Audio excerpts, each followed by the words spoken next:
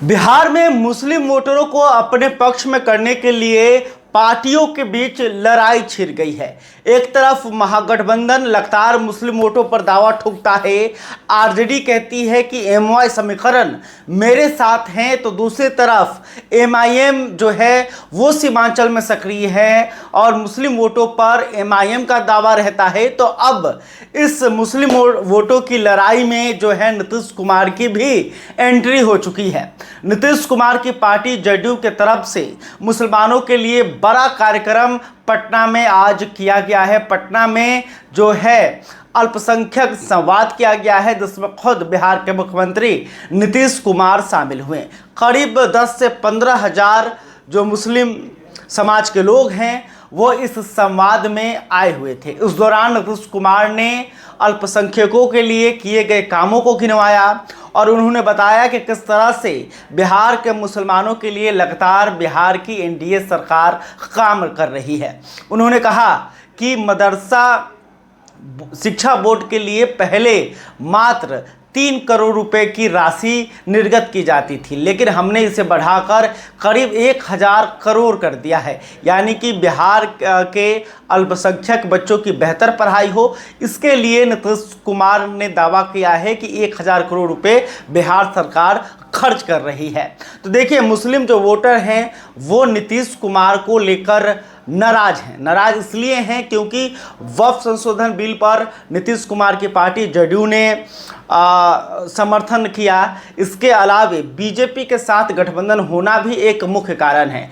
लेकिन कुछ साल पहले तक, कुछ चुनाव पहले तक बिहार के जो मुस्लिम हैं उसमें से बड़ी संख्या जदयू को वोट करती थी और जदयू के जो नेता हैं नीतीश कुमार, उन्हें एक सेकुलर नेता के रूप में बिहार के मुसलमान देखते थे।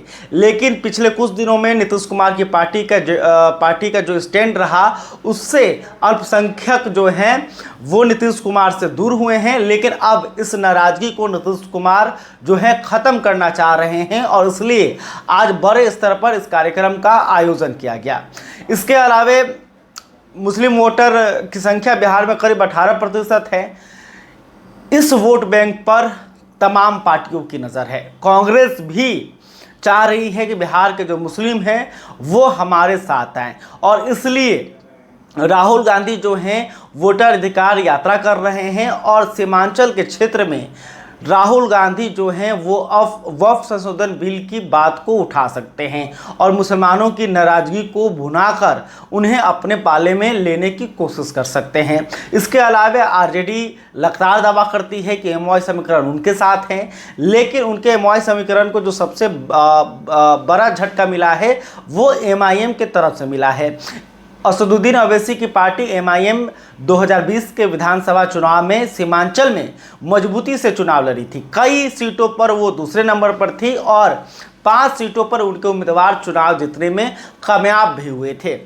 हालांकि बाद में 4 जो विधायक हैं उन्होंने पाला बदल लिया और अब वो आरजेडी के साथ है। लेकिन बिहार के सीमांचल के जो विधानसभा के सीट हैं उन पर एमआईएम की नज़र है और एमआईएम वहां से मजबूती से चुनाव लड़ने की तैयारी कर रही है। बिहार में करीब 100 सीटों पर एमआईएम चुनाव लड़ने जा रही है, जिसमें से 50 जो सीटें होंगी वो मुस्लिम बहुल सीटें होंगी और इसकी जो लिस्ट है वो तैयार करके बिहार का जो संगठन है उन्होंने असदुद्दीन अवैसी को भेज दिया है।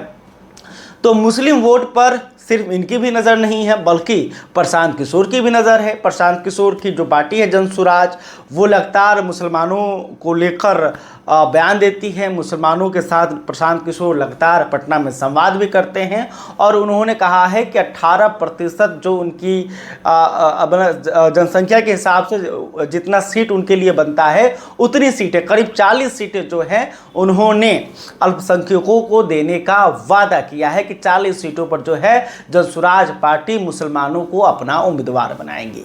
तो मुस्लिम वोटरों को लेकर बिहार में जिस तरह से लड़ाई मची हुई है, जिस तरह से सभी पार्टियां जो है मुस्लिम मतदाताओं को लुभाने के लिए काम कर रही है और इस रेस में अब नीतीश कुमार भी आ गए हैं। नीतीश कुमार जो हैं उनकी छवि पहले सेकुलर की थी, अभी भी सेकुलर नेता माने जाते हैं, लेकिन वो 3 तलाक का मामला हो या फिर सीए का मामला हो या फिर जो है राम मंदिर का मामला हो या फिर ये अभी जो मुद्दा चल रहा था वक्फ संशोधन बिल, इन तमाम मामले में नीतीश कुमार की पार्टी का जो स्टैंड है वो एनडीए की तरफ रहा, यानी कि वो बीजेपी के साथ इन मुद्दों पर रहे, जिसके कारण बिहार के मुस्लिम इनसे नाखुश भी हो गए।